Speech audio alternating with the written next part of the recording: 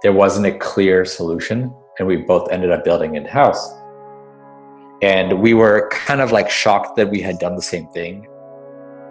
It's like kind of akin to making a soup, right? And you're like, is this too salty? And I feel like building a feature for a small team is much different than building a feature for a large org, even though you're using the same ingredients. If you like working, it's most likely that you also love the people that you work with.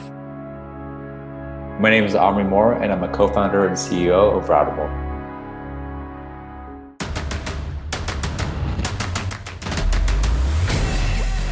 This is Code Story, a podcast bringing you interviews with tech visionaries who share in the critical moments of what it takes to change an industry and build and lead a team that has your back. I'm your host, Noah Lappart, and today how Omri Mor set out to solve familiar pains around invoicing and payments, strictly B2B. All this and more on Code Story. Growing up in Tel Aviv, Israel, Omri Mor learned to appreciate music, art, food, and other sensory experiences. After selling his first company, he and his current co-founder got together to catch up over some pita and hummus. They began swapping stories of problems they encountered in processing payments to their third parties. So many problems that they were both required to build their own payment processing systems.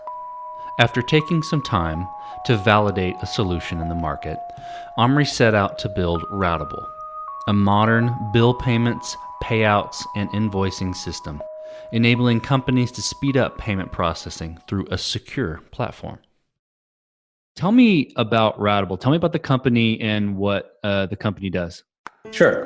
So we do B2B payments. We do accounts payable and accounts receivable as a service. What that means is that we help companies deliver payments to contractors or vendors or charge customers via sending invoices. We are specifically working with companies that are doing hundreds or thousands of business payments a month. We don't do any consumer payments, so we're purely B2B focused. The way I would describe it to my grandma is we are Venmo for business. So how did you get started with Routable? So I'll put it this way, I had no intention of building this specific company. It just happened by chance. I was post-acquisition for my previous company in Tel Aviv. My co-founder was living in Tel Aviv at the time, post-acquisition from his previous company. And we just caught up for hummus. That's what you do in Israel. Everybody eats hummus. In Israel, hummus is the meal. But anyways, we caught up for just to hang out. How are you? What's going on? And what we found out was, so we both had worked on marketplaces, and we both had kind of built the same infrastructure in-house, custom, as engineers, which took about between a quarter and a third of our dev time / money to pay people, to manage spend, to figure out who got paid on time, basically building an infrastructure for payments, B2B, for vendors in-house. And we were kind of like shocked that we had done the same thing and equally hated doing that and building it in-house. And we talked about how funny it is that like there wasn't a clear solution and we both ended up building in-house. What happened next is I was living in Seattle at the time, Tom stayed in Tel Aviv, but we kind of kept talking. We had met a couple times in Tel Aviv too, just trying to like keep ideating. And we ended up over the course of 9 months interviewing about 300 people. Each one of these people we talked to at least between 3 and 10 times, depends on how annoying we were. We flew to Atlanta, we flew to New York, we flew to San Francisco, LA, and really try to get as much feedback on how do businesses that I would say post-Series A, how do businesses post-Series A move money? And where is their pain and what are they doing today? And what we found out was that at some point, most businesses, if they're technical, build their own B2B payments infrastructure in-house from scratch. Or on the flip side, if they're not technical, they just hire a lot of humans. And both ways, there was a big lack of transparency. It was a lot of work and it was very expensive.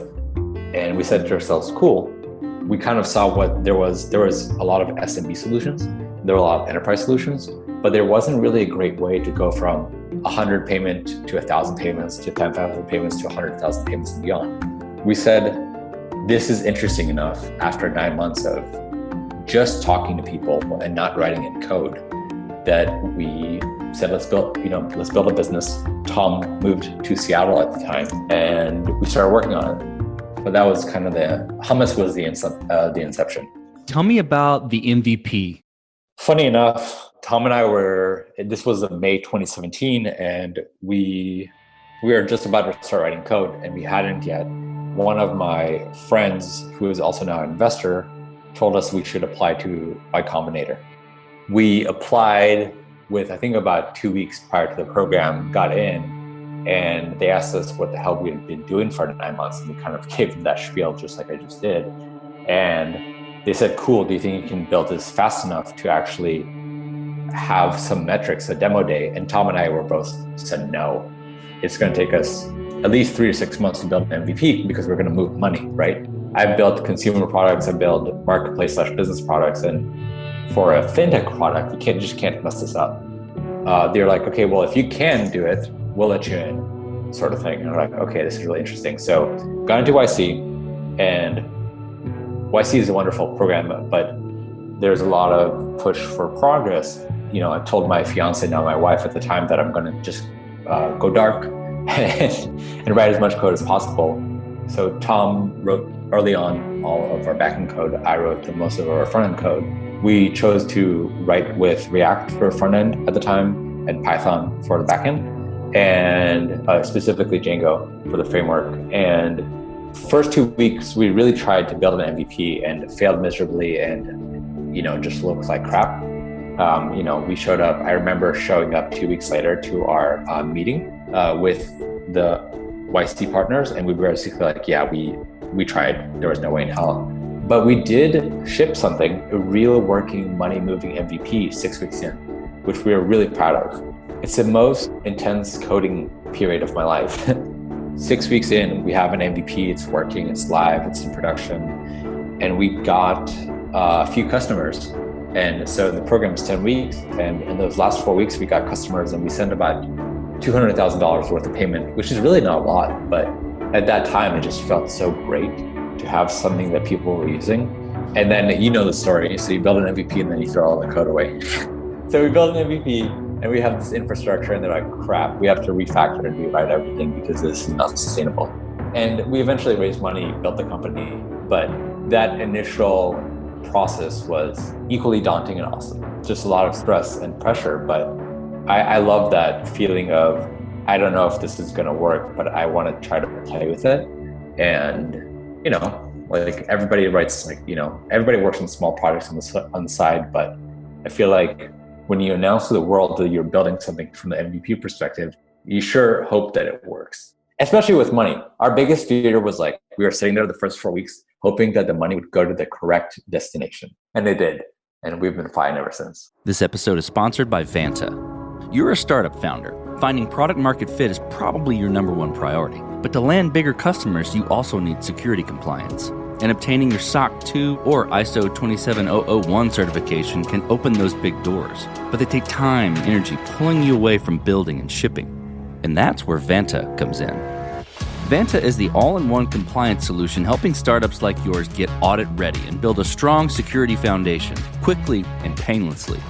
How, you ask? Vanta automates the manual security tasks that slow you down, helping you streamline your audit. And the platform connects you with trusted vCISOs to build your program, auditors to get you through audits quickly, and a marketplace for essentials like pen testing. Join over 8,000 companies, including many Y Combinator and Techstars startups who trust Vanta. Simplify compliance and get $1,000 off at vanta.com/codestory. That's VANTA.com/codestory. You built an MVP, you built it React front end, Django Python back end, the end of YC, you're moving money back and forth about $200K, and you're feeling good about the product. What did you do next? So we raised a little bit of money, and man, it took us about 6 months to hire our first person, but basically our MVP was so rudimentary that like friendly businesses were using it, people that liked us and liked our story, but we couldn't really go to market with it. To us, the V1 was not only code sound, but it was also business sound. So in our industry, if you don't have an integration to an accounting software, which our MVP didn't, it just sent money, people won't buy your tools. We basically, that first year, I think it was August to August. So that 6 weeks of craziness ended around August 1. And from August 2017 to August 2018, we really worked diligently on one integration with Xero. And oh man, the amount of conversations with wonderful accountants, CFOs, people in the fintech and finance industry that like just help us out and really try to figure out how to build a really great integration. I think what I discovered throughout the process of building this product is that our product will succeed or fail based on how awesome the integration can be, how much syncing back and forth, what is the lag time, what information is shared, what information isn't, how well we explain that in documentation, in the feature, in the UX. It's really cool to build an integration company. It's really hard. I've built businesses before that don't need too many integrations. Building this, I have such an amazing appreciation for companies like Segment and Twilio, right? Just aggregators of a lot of data, because people are relying on you to get it right. And getting it right is actually extremely hard. So you focused a lot on the integration into the accounting software, and that makes a ton of sense. And you're building, a software, an integration software to move money. How is that different from other products that you've built?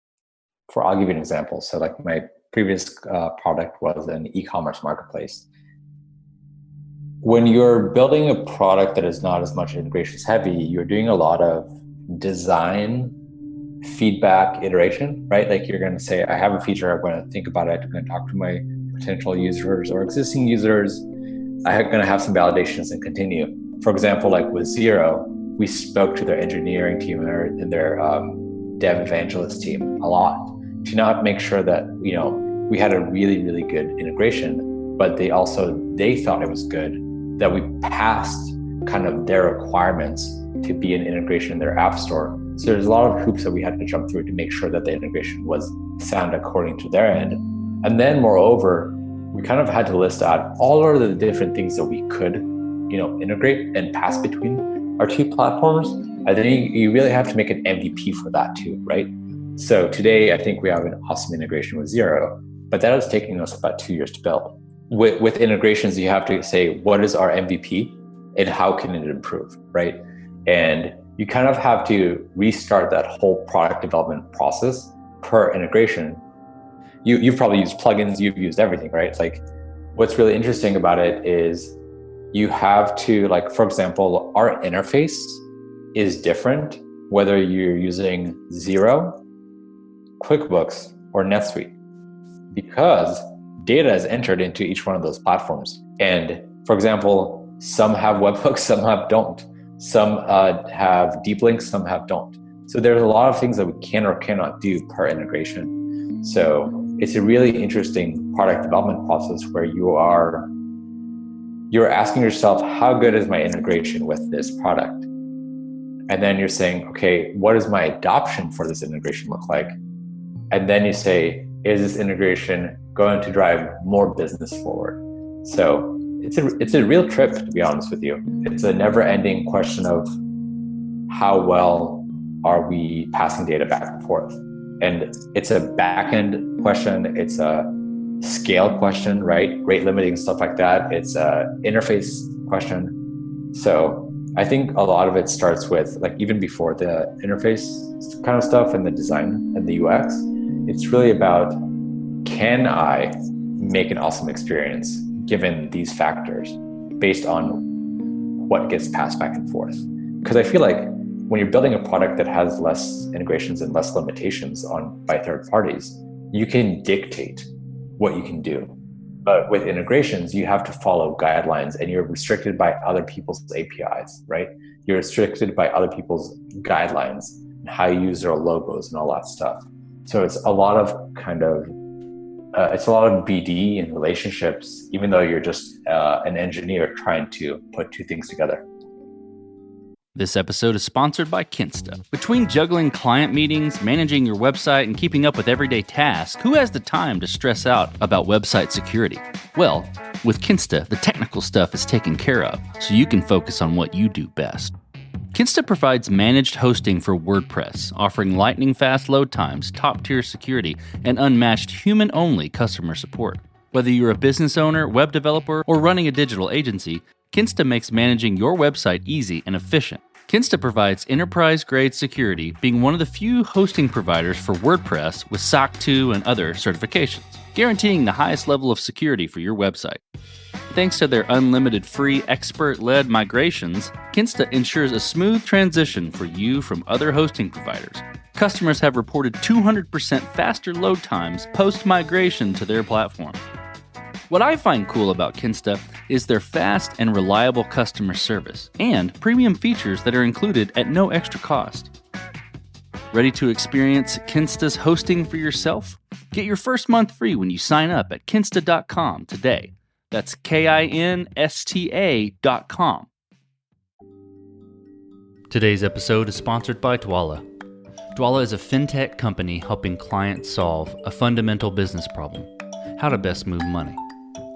Payments are a key component of every business, yet one that can be difficult to understand.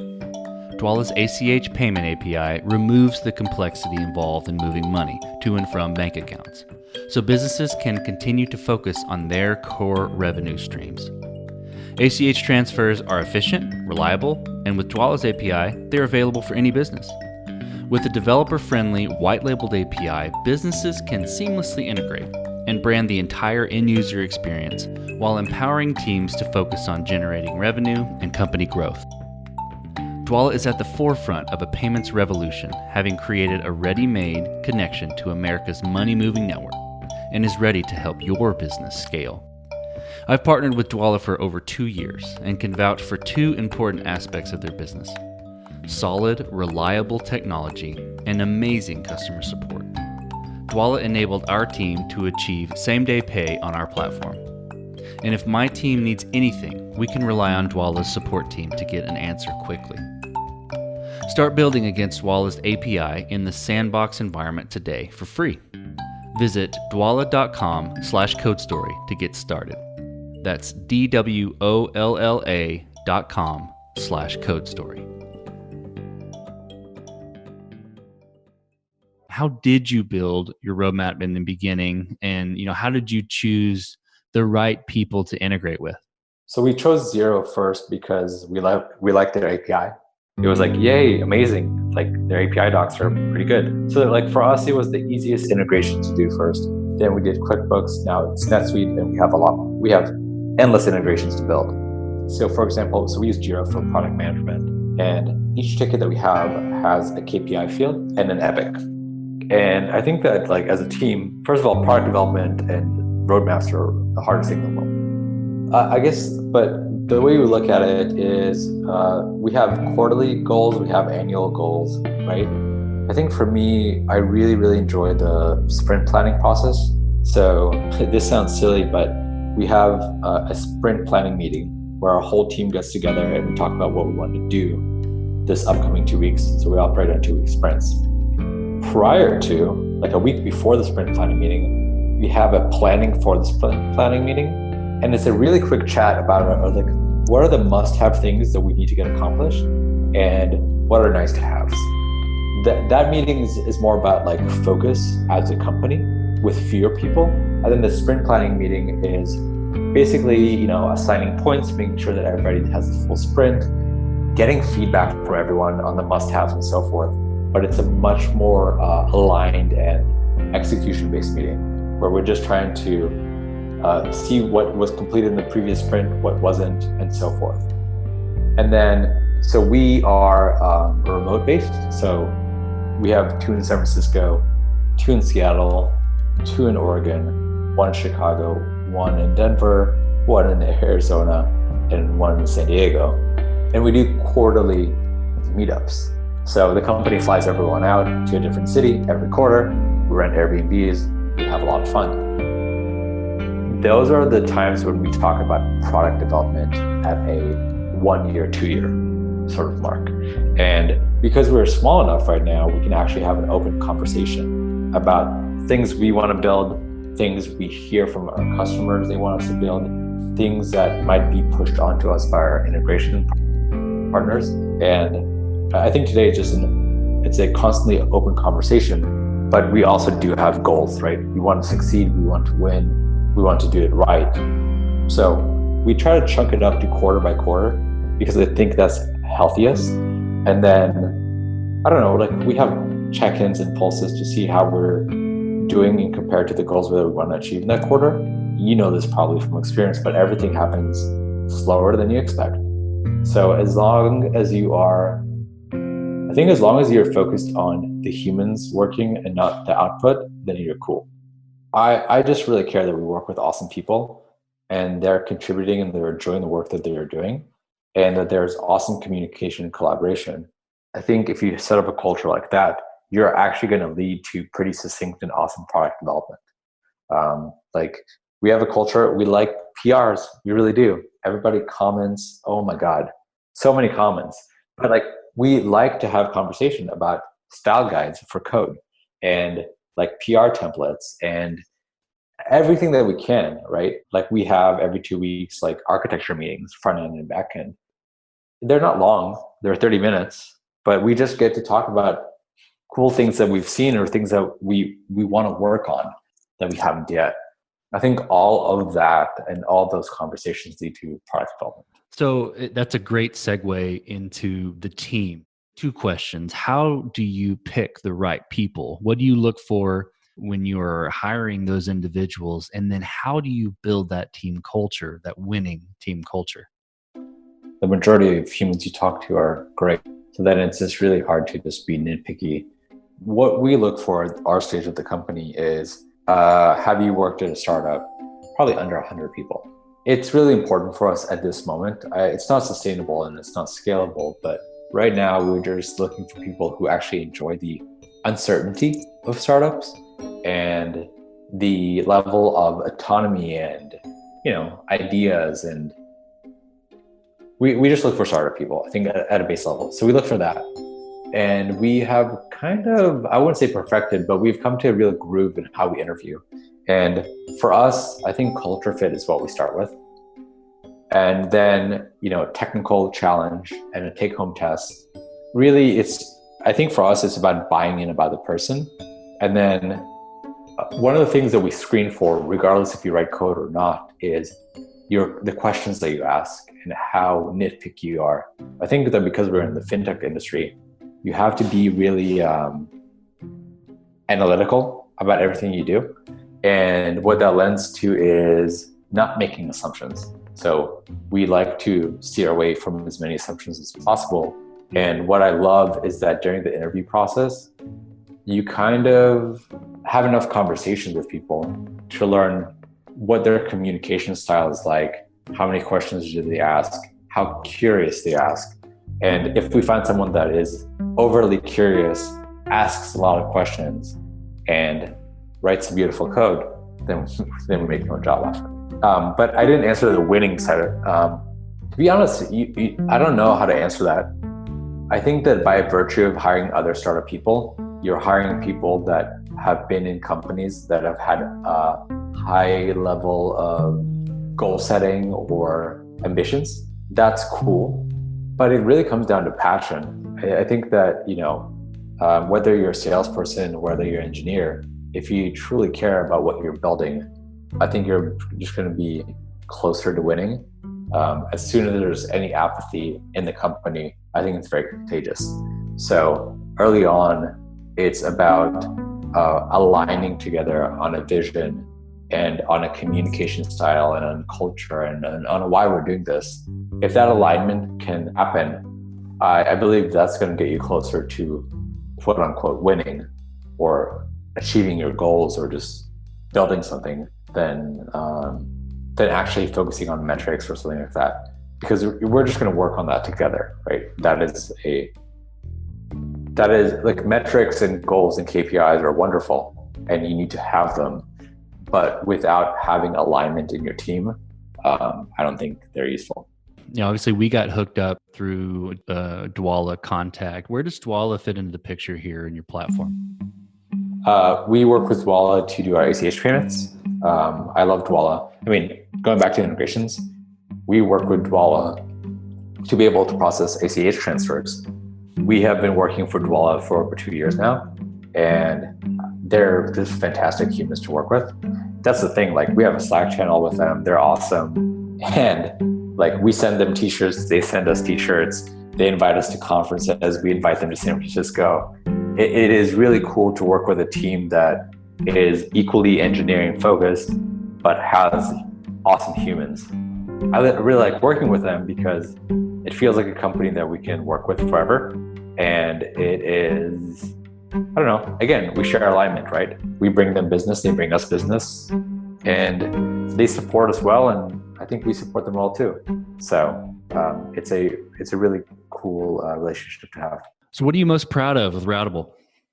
Team. I am a very realistic person. I love building our product because we are serving departments and blood companies that are underrepresented from a technology perspective. Like we work with a lot of engineers because we have an API and all that stuff, but the majority of our day-to-day users are in the finance and accounting space. And it is a pleasure to build really amazing software and products for them. So I am proud to build a team that cares about that. I think at the end of the day, I think our metrics are great. I think that we are doing like awesome stuff, that our product is cool, but it really comes down to the people that are moving the needle. And I don't know, they're my second family. It is wonderful to work with them. And we kind of have collective hiring. We get buy-in from everyone. They make suggestions. We came up with a hilarious t-shirt idea for our conference today. I don't know, like, it's fun. It's fun to see them every quarter. It's fun to coordinate trips with them. It's fun to write code. It's fun to argue over how we should be building a feature. If you like working, it's most likely that you also love the people that you work with. So I am so far proud that we have built a pretty cool team. Tell me about a mistake that you guys made, and how did your team respond? I think one of the hardest things, period, is when new people don't work out. It is so tough because, I don't know if I would call that a mistake. It's just a trial and error, right? We tried something out, but it really can lead to emotions and feelings, and it's just an awkwardness, right? I feel like when you hire someone and they don't work out, and you bring them on board, everybody gets excited, you let them go fairly quickly, you're always transparent about that. That's really tough. And I think that what's really important is just be transparent with the team and the individuals about why it's not working out as quickly as possible as you can do that. I think that's super important. Outside of that, like, I remember when we built our very early version of the product, we had built it in a card view, optimizing for mobile. And we got feedback from a bunch of accountants. So they're like, where are my spreadsheets? And we're like, what do you mean spreadsheets? Like, who wants to look at spreadsheets? Today, our product is as table-based as Airtable. We're very table-friendly. But that was a mistake. And I think that's the last time we didn't ask questions. So we had come up with our own design for displaying payment information, optimizing for mobile, and that backfired fast. So now we corrected very quickly, right? We're like, okay, here are some designs. Are these tables better? We said yes, they're great, and so forth. But that was a big mistake, and the mistake was not aligning the product with the user and not just asking. Ever since that moment, we usually reach out to about anywhere from 5 to 25 customers when we have a significant enough feature and just get feedback. And we work with some pretty awesome customers who are eager to help us build a better product because we make their life incrementally easier. And it is a lot of fun to get their opinions on it. And that's how we correct things now. So what does the future look like for Routable and for the team? I think just scaling, I think it's just a lot of more of the same, improving integrations, adding integrations, building team. We are now 80% engineers. That's going to change significantly over the next 2 to 3 years. And it's just growing pains. I think the number one thing is to just maintain an awesome culture. I do wonder if we'll stay remote forever. I don't know. But it's building amazing products and acquiring really great customers. And I don't know, hopefully it works out. I think that we have the right infrastructure and team to do it. But you get the gist, we have a lot of money in the bank. We're making pretty good revenue and we're growing at a pretty good rate.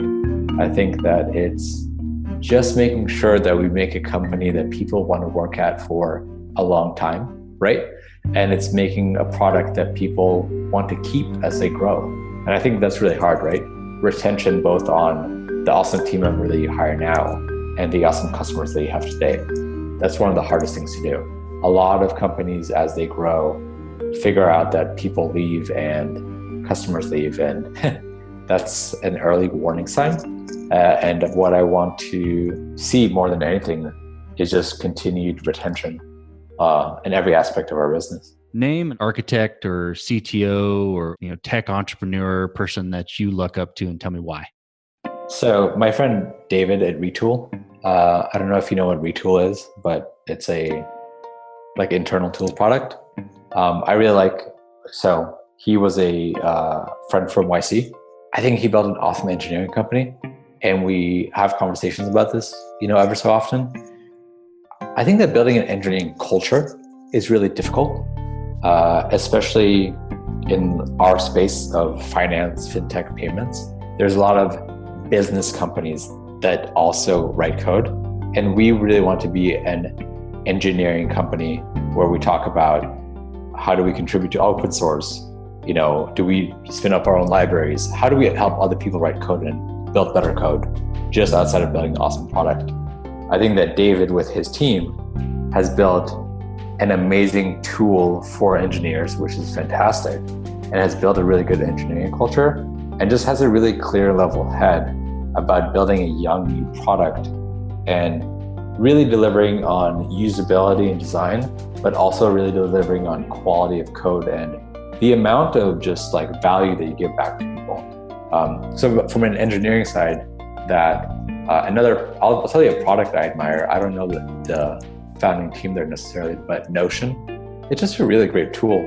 I think that it's an amazing tool for remote teams to collaborate with. And I have a really, really deep appreciations for tools that are flexible. And that product is really flexible. This, you write code, everything up front is really rigid, right? You can only do this, you can only do that. And they built a pretty great tool that is flexible. And I really think that's hard. If you could go back to the beginning, what would you do differently, or what approach would you consider taking differently? So Justin, we have Justin on our team. He is our head of integrations. I would have tried to bring someone like him on earlier. A lot of our first year was endless refactoring and due to integrations, and making sure that you don't build one integrations, but you built a model for adding new integrations, right? Especially in the accounting world, which is crazy. So I think that having him on earlier would have been great. And actually, so we hired a designer / engineer. She does both. She's a great front-end engineer. She's a great designer, which is something I love, to have someone that can do both. But having an additional product person on the team earlier, I think would have saved me a lot of time. You probably know this, when you're building product, you're in your head a lot, and just having additional people really focusing on usability and experience and the small things, right? I think really makes a difference. So making that hire earlier on would have been awesome. It's kind of akin to making a soup, right? And you're like, is this too salty, right? But if you're cooking for a bunch of people, you want to kind of hit it in the right area where it's, on the money, and it's very difficult to do. Even if you have I love food, so I'll spin it to that. I think salting a dish for a table of 6 is completely different than salting a dish for a group of 100 people, right? And I feel like building a feature for a small team is much different than building a feature for a large org, even though you're using the same ingredients and you have a very similar process. Just like the margin of error becomes a lot higher, right? If you're using a full cup of salt and you pour it in too fast, it gets really salty. What advice would you give someone just getting started on the road of startups, of building their dream? What would you tell them? Quit your job faster, commit faster, tell people that you're working on something. I think telling other people that you're working on something is you announcing to the world that you're making a commitment to try something out. Not to do it, but to at least give it a shot. And I think that's very healthy. And then asking for help. I think that, I know this from experience, the more you ask for help in the startup community, the easier things get. And my favorite thing to say is, I don't know, let me get back to you on this. I don't know a lot of things. I want to learn a lot of things. When I don't know something, I have built just groups of amazing people to help me out.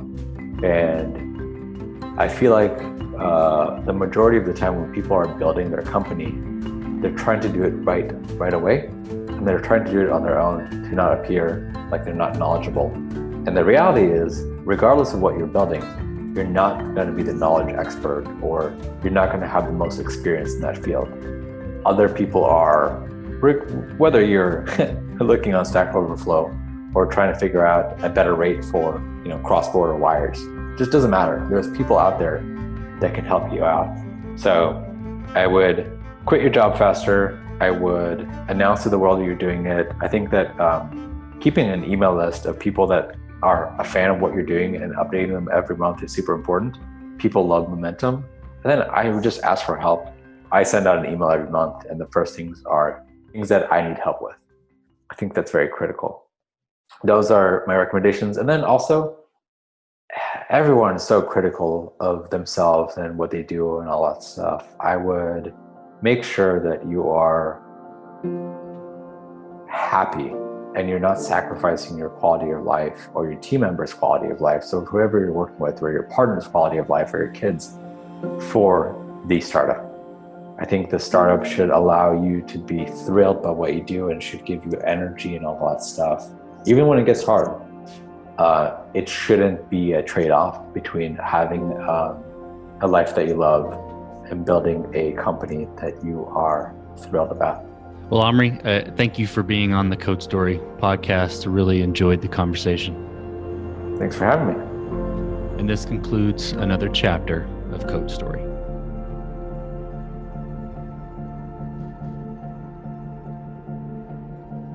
Code Story is a production of TouchTap LLC and is hosted and produced by Noah Laupart and edited by George Macharko. Special thanks to Deanna Chapman and Stephanie Campisi for their promotional support. Be sure to subscribe on iTunes, Google Play, Breaker, or the podcasting app of your choice. Make sure to check us out at codestory.co or follow us on Facebook, Instagram, Twitter, or LinkedIn.